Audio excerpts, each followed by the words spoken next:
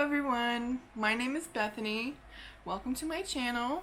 This is gonna be my first video and I wanted to talk about my experience with my back pain and kind of a misdiagnosis type of thing. So I'm 21 years old, female.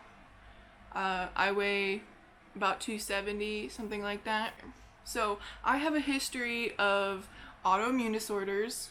So I have POTS, which is postural orthostatic tachycardia syndrome, and then also IBS, and I haven't had any other autoimmune diagnosis. I've always had a little bit of low back pain that would happen for like the span of about 2 weeks, and I would get it maybe every 3 months or so, and it would go away, and it was normal for me. It was like, oh, I slept in my bed wrong, that type of thing.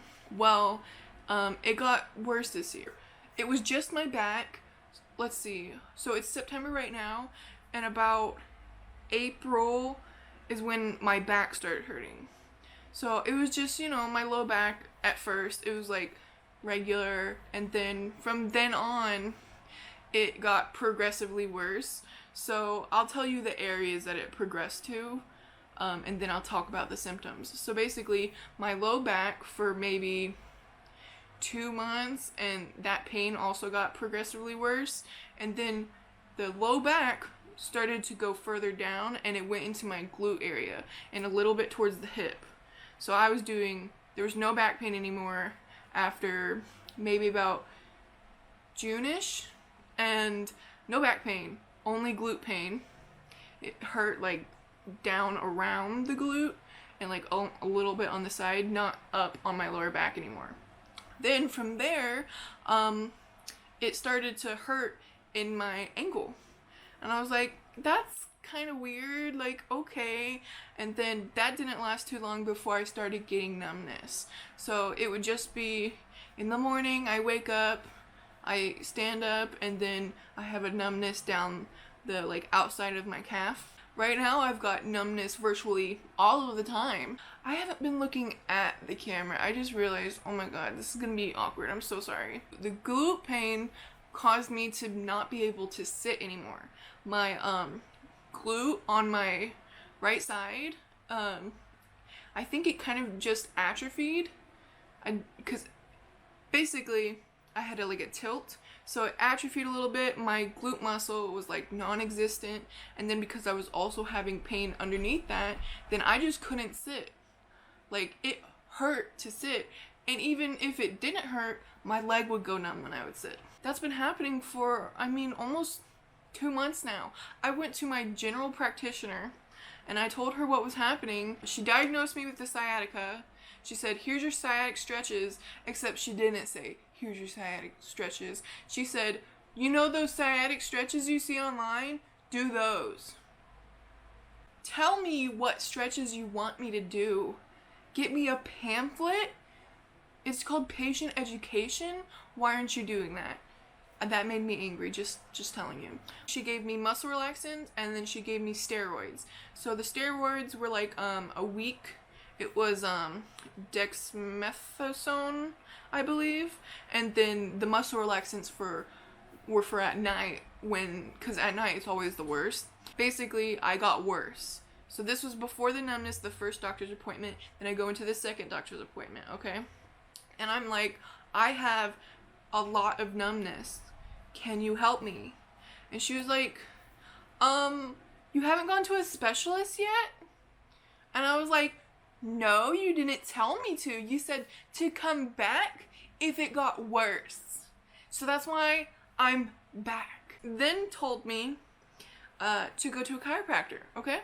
I was like, all right, I'll go to a chiropractor. I've had like 6, maybe 7 chiropractor appointments. At the very beginning, he did, this little assessment, like watch me move, see what happens kind of thing. And he was like, okay, you have a pelvic tilt that, it's like a pelvic tilt, kind of like internal rotation. So your hip flexors on this side and are trying to compensate for the glute that isn't strong on this side. And then down the leg, you're experiencing peripheral neuropathy that basically is caused by the compensation muscles tightening around your nerve. So I was like, all right, sounds good. Fix me. he does muscle manipulation, and then I go to the girl next door. She gives me the exercises, and we go through this. First few times, it made such little difference in the way my pain was that I was feeling a little disappointed. I was like, well, I know these exercises are working because I can feel it in my glute. I can feel the muscles that we're fixing. But then after, I want to say it was like the middle of the 3rd week or maybe the 4th of going to these chiropractor appointments, and then my numbness got a lot worse. At this point, it was every time I got out of the bed, my leg would go numb. And then every once in a while, it would go numb while I was in bed. That had never happened before. So when I went back the next time, I was like, look, this is a problem, okay? And at this point, I had started back at my warehouse job, and I was trying to work, okay? I didn't make it the first night because I almost passed out. Second time, I made it through the entire day. And then the next one is when we had the problem. I had to leave after about half the night because I couldn't even stand for longer than 2.5 hours. And it was because both pain and numbness. It was like my foot, it wasn't like completely numb because I could still feel it. But you know when your foot feels dead? I was just lugging it around. And while I was lugging it around, it hurt a lot. I was at like a 10 out of 10 pain. And then that was also in conjunction with a little bit of glute pain. The next time I went to the chiropractor, I was like, look, I'm trying to work. I need to be able to work. I need money because you're making me pay for chiropractor appointments. What? Okay, you see where I'm going? So I asked my chiropractor. He said, I think you should be good in 2 weeks. That's been 3 weeks ago, first of all. The first week of the 2 weeks is when we had one appointment, and it was like, he said, if your numbness still proceeds after this point, then we'll get an MRI. So we go to the next one, and I was like, it's getting worse. He was like, well, then we didn't do an MRI. We didn't do an MRI. Why? Why didn't you do anything 2 weeks ago? Because I need to start working soon. The second week, at the very end, I told my manager 2 weeks because he had said 2 weeks. Well, guess what? At the very end of the 2 weeks, he said, at this point, I think you need an x-ray. I got x-rays. I got 3 lumbar, and then they did the side of the nerve where the nerve comes out. Okay, so basically, my alignment is normal because during the first assessment, he had asked if I had scoliosis. And the thing is, scoliosis is that's only declared a diagnosis if you're above 10 degrees change. I looked at my x-rays after, and I have approximately 4 on the lumbar, and that wasn't a full spine x-ray. So if it continued, basically, even slightly, it could be maybe like a 5 or a 6, which is not scoliosis, but I think it can still cause problems. I have a disc space narrowing in L4-5 and L5-S1, and then also I only have 4 true lumbar vertebrae. You're supposed to have 5. Well, you're confused, aren't you? Okay, that's because the 5th one down is actually sacralized. That means it's a transitional vertebrae between the lumbar and the sacrum. It's sort of fused, if it's that type, which I'll show you the types as well. And I haven't gotten the diagnosis of which type it is. So I think it's type 2B, which I will also show you. I will link to this study. It says that types 2 and 4 have the most reported back pain and the most severe back pain. Wow! Usually all of the people with this transitional vertebrae, when they report lower back pain, they also report glute pain, which is a little bit different than sciatica usually. After he got my x-rays back, he told me the report. I had some spurs, a little bit of narrowing, and then a transitional vertebrae, okay? Well, he was like, at this point, I think I need to refer you to a spinal specialist or anything of the sort. And I was like, cool, perfect, fucking fix me. So he puts in the referral. It's Tuesday. I called the next day to give the whole day time for the referral to go through, okay? I call, they don't have my referral. Alright, I'll wait until the next day. So the next day is Thursday. I call again, no referral. So I text my chiropractor. He doesn't say anything. He doesn't reply because he just didn't reply that time. The next day, which was yesterday, okay? I called my chiropractor first thing in the morning and I said, they still don't have my referral. What's the issue? So he goes, looks at my chart. He says, I sent the referral, so it's on their end. So I call. And I go to the referral. I click on the referral button because there's extensions. It went straight to voicemail. I was like, I'm not doing this again. So I call back, click 3, and I ask, I have a referral. It's not going through yet, but can I make just a regular appointment because my insurance does not require referrals? She said, I can check for your referral for you. I didn't ask that. I did not ask that. She checks. It says it's in. So she connects me to the referrals, and it goes to voicemail again. So I leave a message again, which also I left a message the day before, if you didn't realize. But, so I was like, alright, I left a message. It said, I'm on the phone with a customer. Please leave a message and I'll call you back after. Alright, I left a message. I wait an hour, no fucking reply. So I call again, I click the referral button. Straight to voicemail. I wait another hour, I click the referral button. Straight to voicemail. 45 minutes later, I'm sick of this shit. So I call again, I make the appointment button. And then I ask if I can just make an appointment without my referral. Please. I said, I know my referral's in, but I need to make an appointment because I'm in severe pain. She said, let me check your referral for you. I just told you that I had my referral in. I know it's in. You don't have to tell me. I want to make an appointment. She's like, oh yeah, your referral's in. I'll connect you to the referrals. Beep! Before I could fucking say anything. I get connected. It answers this time. And I'm like, oh, okay. I tell her my first and last name and my date of birth. And she's like, okay, I have to connect you to your referral agent because they go by last names. And each agent is responsible for certain letters, basically. So I'm like, alright. So she connects me, goes to voicemail. I leave another message, and I'm like, fuck this shit. It's already 2:30, almost 45 in the afternoon. And I fucking lay down because I'm hurting horribly at this point, okay? I wouldn't have an issue necessarily with people taking this long to make appointments if, number one, my job didn't depend on it because I can't work right now.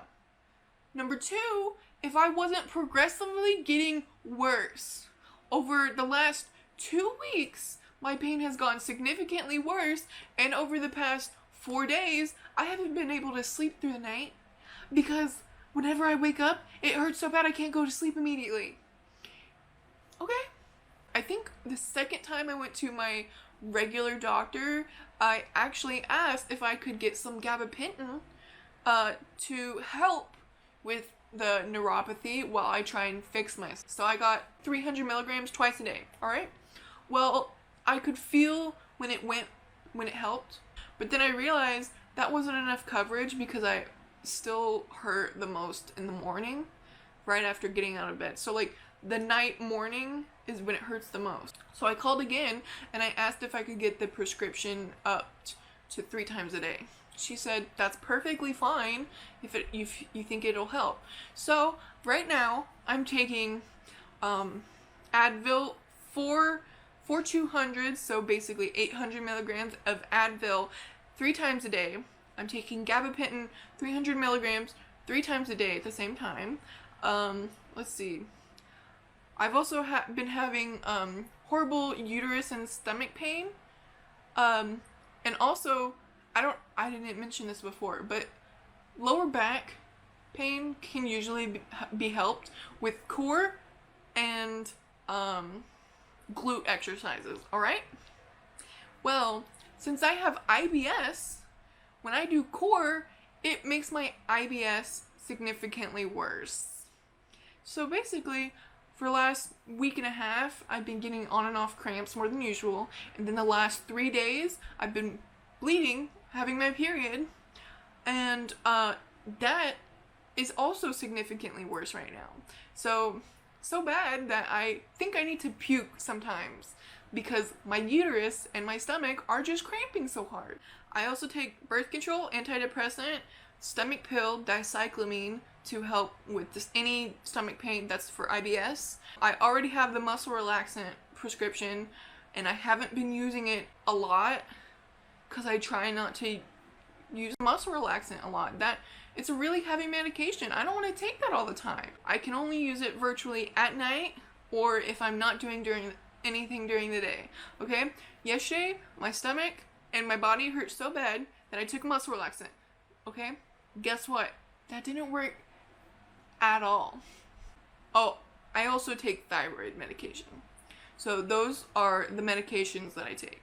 Over the last maybe 2 weeks now, I actually really can't stand for more than, like, honestly, I haven't been standing longer than like 20 minutes. That's how bad it hurts. I have to lay down after 20 minutes or like, you know, go kind of like kneel or whatever, but I just can't stand because it hurts so bad and because my leg goes numb. This is just some bullshit, you know? This is fucking bullshit. My primary doctor didn't do shit. She patronized me basically and was like, you didn't go to a specialist? My chiropractor, I mean, he was helping, but you know, in the very first appointment for the chiropractor, I asked if I needed x-rays or MRIs, and they said, if you need them, we'll know, like, the first time. Well, you fucking didn't, first of all.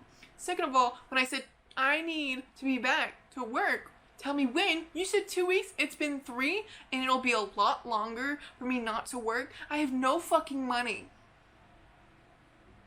And you do this shit. Alright? Just pisses me.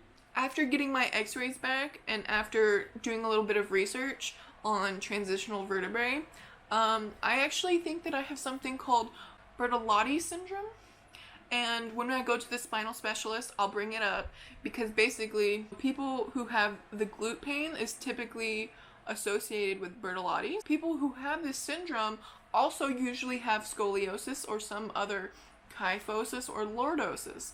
I'm thinking that I have a very small degree of scoliosis, which isn't scoliosis because it's not the 10 degrees, but I don't think I have perfect alignment both scoliosis wise and lordosis wise because my pelvis always tilts and it's really hard to keep it from doing that. If I lay down on the floor, it keeps my spine neutral. That's why lying on the floor actually helps me significantly usually. In contrast, my sister, who also has back pain, but for different reasons, whenever she lays flat on the floor, she's like, I don't know how you can do this, Bethany. It hurts too much. And I'm like, it doesn't hurt me at all. It helps. For those of you who don't experience chronic illness or chronic pain, anything of the sort, you probably won't know this, but there's something called the spoon theory. Basically, you have an allotted number of spoons, and then each daily activity counts for some amount of spoons, and some spoons cost more. So going to work and school costs the most spoons, and people with chronic illness have less spoons than people who don't. Sometimes you have a day when you have significantly less spoons because you're having a flare-up. And this is why people in the chronic illness community call themselves spoonies sometimes. I just want people's feedback. I want people to tell me their stories. I want a conversation going about being chronically ill, being in chronic pain. Please leave a like and subscribe if you liked this video. I'm gonna be posting more lifestyle stuff and even more updates on my problems that I've talked about today. Okay? See you guys later. Goodbye!